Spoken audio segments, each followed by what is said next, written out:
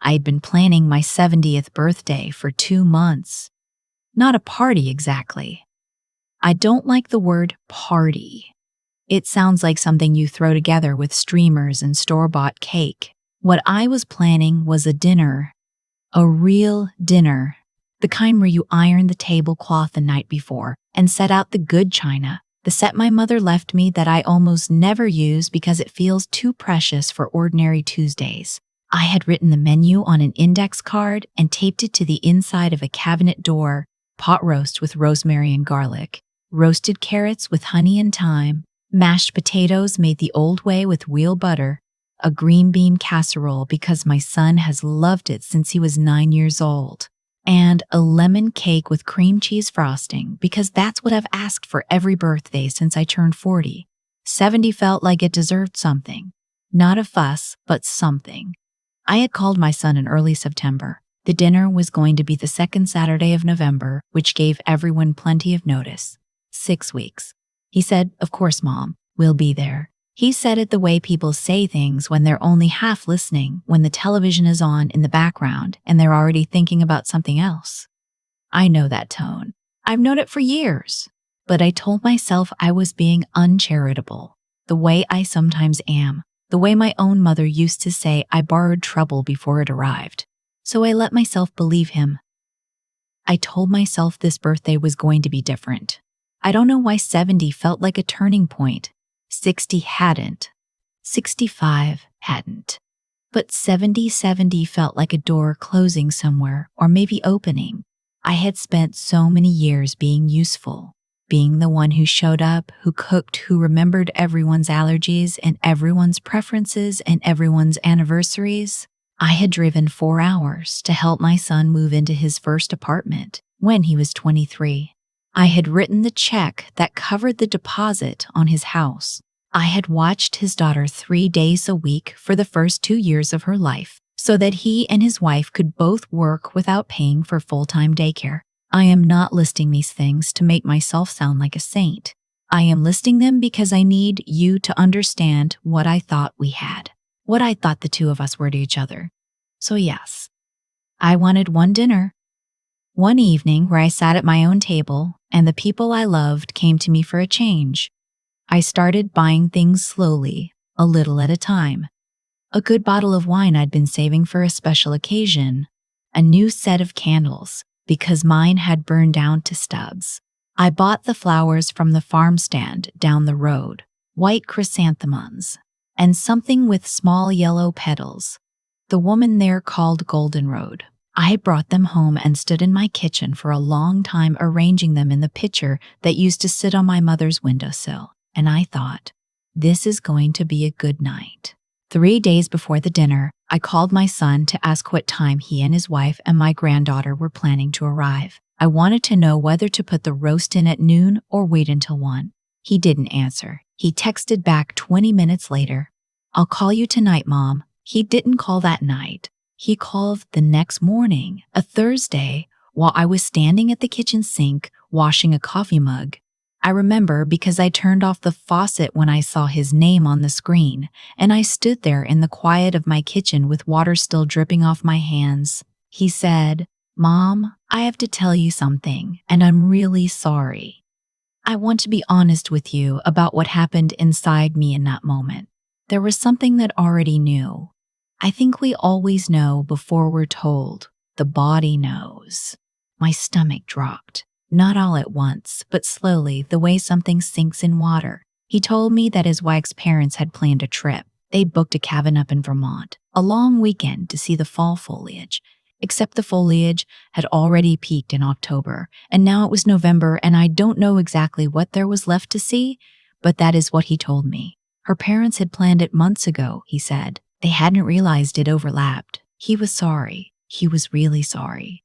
They would celebrate with me another time, he said. Maybe the following weekend.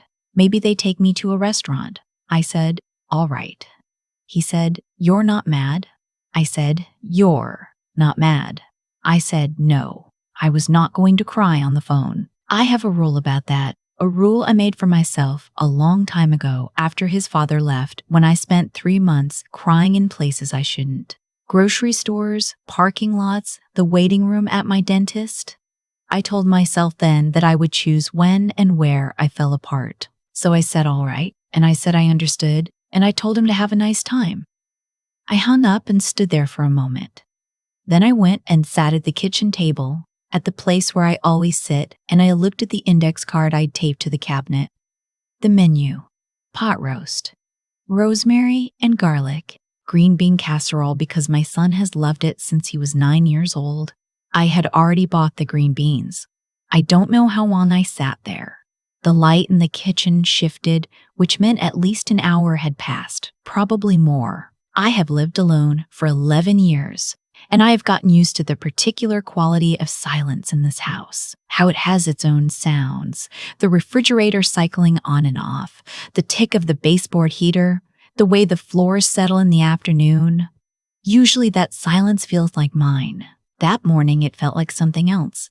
I got up and looked in the refrigerator. The pot roast, wrapped in butcher paper, the carrots, a bunch of fresh rosemary that had cost $4 at the grocery store, which seems like nothing but which means something when you're on a fixed income and you planned for it. The cream cheese for the frosting. I had even bought birthday candles, which I now understood I would be putting on a cake I would eat alone. There is something about a birthday cake you eat alone at 70 that I am not going to try to describe to you. I think if you are old enough to understand it, you already know what I mean. What I want to tell you is what I did instead of crying. I went to my bedroom and I opened the closet where I keep the things I mean to deal with eventually. Boxes, old papers, the things you slide to the back of a shelf and don't look at for years. I had a box up there from when I cleaned out my mother's house, 8 years ago now. I had never opened it. I had told myself I would when I was ready, and then I was never quite ready. And somehow 8 years went by. I brought the box down and sat on the edge of my bed and opened it. There were photographs, not the framed ones I have on the walls. I have those, the official ones. The school pictures, the Christmas card photos where everyone is wearing matching colors they argued about first. These were the other kind. The ones someone happened to take when no one was performing for the camera. My mother in her kitchen with her hair not quite done, laughing at something off to the left. My mother and me at what must have been a summer fair, her hand on my shoulder, both of us squinting into the sun. I am maybe 12 in that photo. I am wearing a shirt I had completely forgotten, red with white trim, and I look so young it almost doesn't feel like me. There was one photograph I hadn't seen before, or maybe I had seen it and forgotten. I was a baby, maybe 6 months old, sitting in a laundry basket with a look of complete astonishment on my face, the way babies look when the world is still remarkable to them in that total, unself-conscious way. My mother was kneeling next to the basket, her face turned toward me, and the way she was looking at me, I had to put the photograph down. You spend so many years being the mother. You forget what it was like to be the child. You forget that someone once looked at you that way. I sat on the edge of my bed for a long time. And then I did something I had not planned to do. I picked up my phone and I called my friend Carol, who I have known since we were both young mothers with babies on our hips and no idea what we were doing. Carol has been widowed twice, which should make her a sad person, but somehow makes her the opposite. She has a way of looking at difficult things steadily, without flinching, that I have always admired and sometimes envied. I told her what had happened. She said, "Come have dinner with me." I said, "I have a pot roast." She said, "Bring the pot roast." I want to tell you something about that dinner, which was not what I had planned. Carol's kitchen is smaller than mine, and she has a dog that kept trying to investigate the pot roast, and we had to keep moving it to higher surfaces. She doesn't have a good tablecloth. She has a plastic one with a fruit pattern that I have always found slightly hideous. We drank wine from mismatched glasses, and we talked for 4 hours about things I hadn't talked about in years. Her first husband, my son's father, what we thought our lives would look like at 70, and what they actually looked like. She showed me a letter she'd found in her attic, written to her by her own mother 40 years ago, and we both cried over it in a way that felt surprisingly good. the way crying sometimes does when you've been holding something too long. I turned 70 at Carol's kitchen table with that ridiculous plastic tablecloth and a dog putting his chin on my knee and a friend who had known me long enough to understand what I wasn't saying. I did not have the lemon cake. I had a piece of the chocolate cake Carol had bought from the bakery down the street, and she put a candle in it. One candle, not 70, and sang happy birthday in a voice that is not particularly good, and I blew it out and I thought, this is also something, this counts too. But there is another part of this story, and it is harder to tell. When I got home that night, I sat in my car in the driveway for a few minutes before going inside. This is something I do sometimes. Just sit in the dark and the quiet before I have to go in and be in my house with my thoughts. And I started thinking about something I hadn't let myself think about during dinner, something that had been there at the edge of my mind all evening. I started thinking about the money. My son is 43 years old. He has a good job, not extravagant, but solid. The kind of work that comes with benefits and a reasonable salary. His wife works too. They are not rich, but they are not struggling. And yet for the past several years, it is me who has filled in the gaps. The down payment on their house, I gave them $30,000 when they couldn't quite reach it. My granddaughter's preschool tuition for 2 years because the waitlist for the subsidized program was too long and they didn't want her in a lesser place. $16,000. The car when my son's transmission died and they said they couldn't manage the loan payment. $7,000. Various other things. A furnace, a dental emergency his wife had. A month when things were tight and the mortgage was coming due. I am not precise enough to give you an exact number, but I know it is somewhere above $60,000 over the past 8 years. Money I have, yes. Money I saved for this, in part, yes. But still, $60,000. And what I sat in my car thinking about was not the money. It was the question underneath the money. I was trying to remember the last time my son had called me without needing something. Not a text. A call. A real call. The kind where you talk because you want to know how someone is, not because something has come up that requires a favor or a check. I sat in my car and I went through months in my mind, the way you page through a calendar, and I kept landing on the same pattern. He called when they needed help. He called to deliver news. He called to deliver news. He called sometimes on my birthday, though not always on time, but the other kind of call, just to talk, just to check in. I was having a very hard time remembering the last one. I thought about something Carol had said at dinner. She had said, without knowing what she was triggering in me, that she had finally told her daughter she couldn't keep lending her money. She had said it plainly, without drama, the way Carol says most things. She said, I realized she was treating me like a bank that doesn't charge interest. And I thought, that's not love. That's a service. A bank that doesn't charge interest. I sat in my car in the dark and thought about my mother's face in that photograph. Looking at me in that laundry basket, I went inside. I did not sleep well. The following week, my son called to ask if they could borrow. That was the word he used, borrow. Though we both know what borrowing means when it is never mentioned again. $4,000 for a fence they wanted installed before winter. They had gotten the estimate and it was more than they expected. He said they'd pay it back in the spring. I had never asked for any of it back. We both knew I never would. That was the arrangement we had both silently agreed to, and I had let it go on because it felt like love. I had confused giving with being loved. I think that is a very easy thing to confuse, especially if you are someone who grew up learning that love looks like doing. I took a breath. I said, I'm not going to be able to do that. There was a pause. I had learned over 70 years that a lot of important things happen in pauses. He said, what? I said, I can't help with the fence. I'm sorry. And then, because I wanted to say it plainly while I still had the nerve, I've been thinking about things lately, about how much I've given over the years, and about whether I started again. I need to start thinking about what I need for my own life, for later when things might be harder. I can't keep being the place you come to when there's a shortfall. He was quiet for a long moment.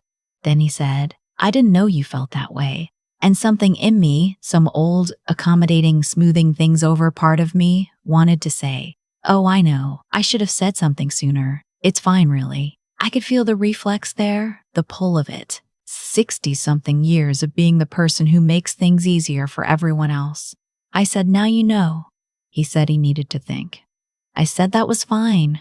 We said goodbye without the usual warmth, and I sat with the discomfort of that because it was uncomfortable. I'm not going to pretend it wasn't. Saying a true thing out loud after keeping it inside for years feels like pressing on a bruise. It hurts in a way that is also somehow a relief. In the weeks after that call, things were quiet between us. He texted a few times, brief and a little formal, the way people communicate when they are recalibrating. His wife sent me a photo of my granddaughter at her school's Thanksgiving pageant, dressed as a turkey, which made me laugh out loud alone in my kitchen. Small things, careful things. I did not fill the silence with money or apology. I did something else instead. I had always wanted to take a watercolor class. This is a small and slightly embarrassing admission, but there it is. I have been saying someday about it for probably 15 years. I signed up for a 6-week session at the community center Tuesday evenings. I am not good at it. That turns out not to matter as much as I expected. There is something about sitting in a room with other people, all of you making imperfect, slightly wobbly paintings of fruit or barns or the lake at a particular hour, that is quietly and unexpectedly joyful. I look forward to Tuesday evenings now. I called my son in December. I didn't wait for him to call me. I called because I wanted to, not because anything was needed. I asked him how work was going. I asked about my granddaughter's loose tooth she had been waiting on for weeks. He told me it had finally come out and she had been beside herself with excitement. Couldn't sleep, kept checking under the pillow to make sure the dollar bill was real. I laughed at that. He laughed too. We talked for 40 minutes. Near the end, he said quietly, Mom, I've been thinking about what you said. About the money. I think you were right to say it. I think I took advantage of how easy you made it to ask. I didn't know what to do with that exactly, so I just said, thank you for saying that. We're going to figure the fence out ourselves, he said. I don't know how yet, but we will. I know you will, I said.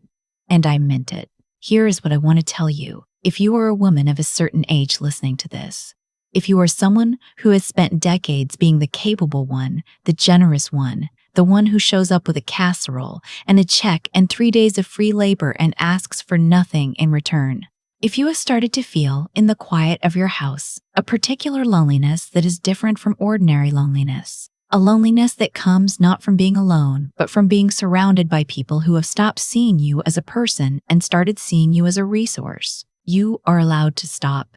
You are allowed to say, I need to keep some of this for myself, not because you are selfish, but because you are human, and you have needs too.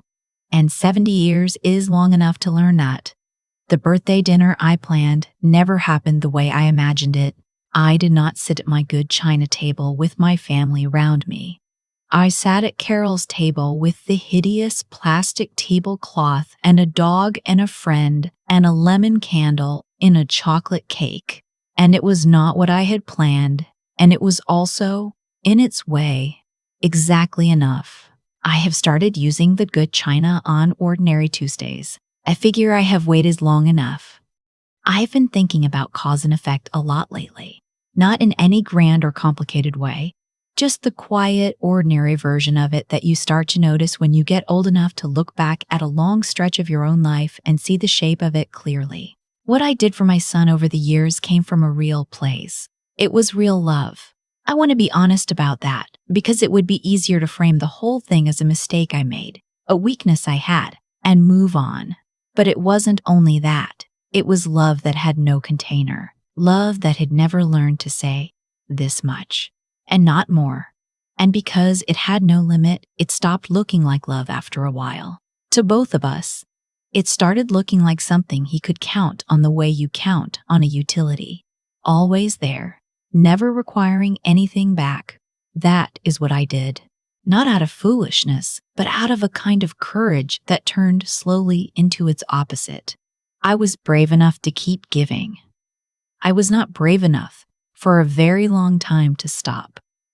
The birthday that didn't happen the way I'd planned, I think it needed to happen. I don't say that to be sentimental about it. I say it because if Daniel had shown up that November evening with his wife and my granddaughter and sat around my good china table and eaten the pot roast and the lemon cake, everything would have continued exactly as it was. I would have felt loved for one evening, and then the next time he called needing money, I would have said yes, because the dinner would have felt like proof that things were fine between us. That is how these patterns survive. They survive the good moments. Instead, I sat at Carol's table. Instead, I opened that box from my mother's house. Instead, I saw my own face in a photograph, astonished and young and entirely dependent on someone who looked at me like I was the whole world. And I thought, that is what a child needs. And then they grow up, and when they grow up, they are supposed to stop needing it that way, not stop being loved, just stop requiring you to prove it with a checkbook. The hardest thing I have ever done in a life that has had genuinely hard things in it was to say to my son, I can't help with the fence. It sounds so small, 4 words, but what those 4 words meant was, I see what this has become, and I am choosing something different now. I am choosing myself, not instead of you, but alongside you, as a person, not a resource. What I know about intelligence, real intelligence, the kind that actually helps you live, is that it is mostly just the willingness to look at things as they are, not as you wish they were, not as you wish they were, not as they used to be, as they are. I was not willing to do that for a long time. I called it kindness. It was avoidance, dressed in a good coat. And what I know about strength is that it is not the absence of feeling. I cried in Carol's kitchen that night. I cried over a letter written by a woman who has been gone for 8 years. Strength was doing that, feeling all of it, and then waking up the next morning and signing up for a watercolor class. You get to start over, even at 70. Especially at 70. You have earned that.